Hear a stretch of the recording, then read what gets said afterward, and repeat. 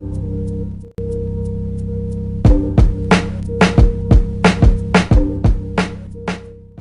first battle that I'm going to react to is a kind of a controversial one.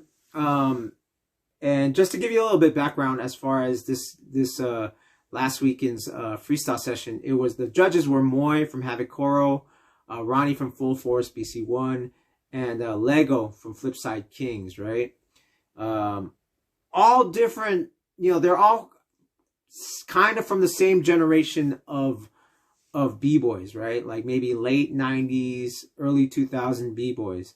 And the thing is, like, they have a certain perspective. Me and my man Ark, when we do commentary on different events, like we did commentary for Massive Monkeys, we did commentary for Undisputed, we did commentary for Silverback Open. And what a lot of commentators don't do as far as in breaking events is that they don't address the judges. And the judges always have, like, what me and Ark coined the term of style preference, meaning like if they come from a certain part of the country and a certain time period, that influences their judgment on what they value. And usually, not all the time, but like let's say 70% of the time, they're gonna judge under that, not necessarily bias but preference, because they might, like, some judges, because of the regional area they grew up in and the time period, some might like power moves more than top rock. Some might like footwork more than power moves. So it all depends, you know what I'm saying? Like, it all depends. And that goes into show, or goes into play, of who they call as far as judging an event. Because that's the thing. This is still a subjective, sport. This is still a subjective sport. So just because someone executes, and that's the only thing that actually we can say that's objective, is execution. Is that if you can execute your moves, that's saying solid that you won.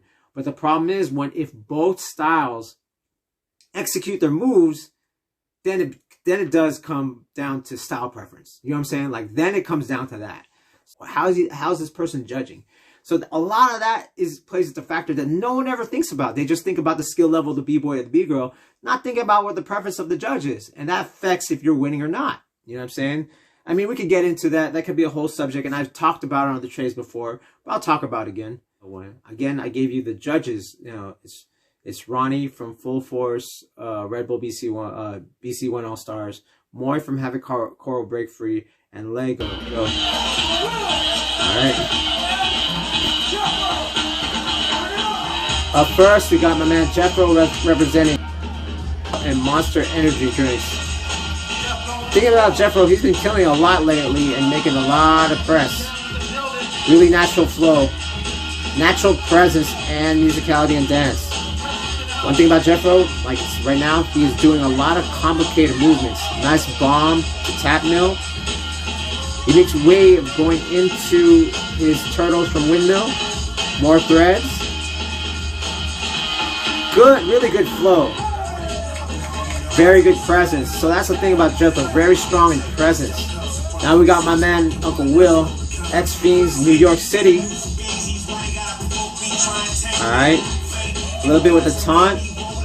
Obviously Uncle Will strong with a lot of power moves and tricks. Elbow air flare, elbow air flare, head spin, caught into a chair. So that's what we call a Harry Houdini movement. He was about to slip, but he caught it.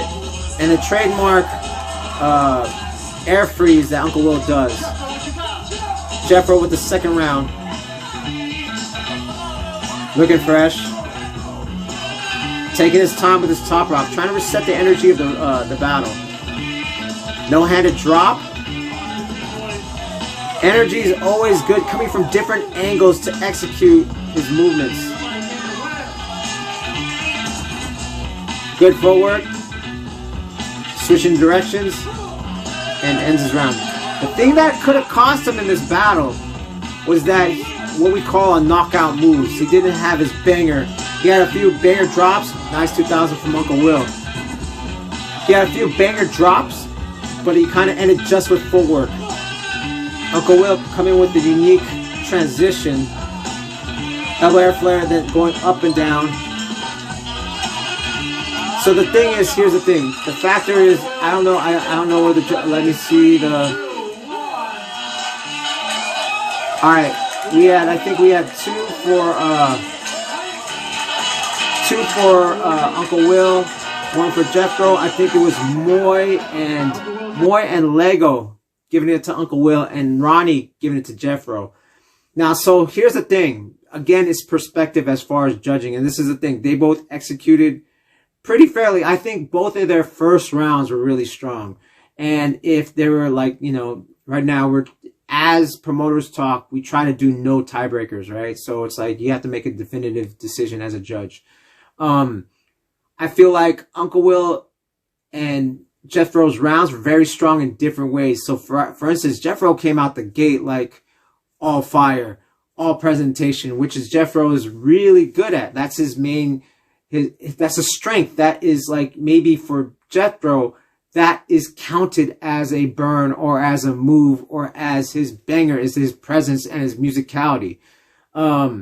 Will's not so strong in that. He's stronger as far as movements, as far as advanced movements and tricks. The problem is if the judges value what Jethro values, or do they value with what Uncle Will does? So the whole thing with Moy and Lego, they don't really concentrate on the presentation and the dance as much as the technicality. Now here's the thing, Jethro's technical, but I think in the way Jethro's approach is that, yo, my dance is as strong as, you know, an air flare or any big move, a flip, with my intricacy, which is, yo, that's a strong skill set.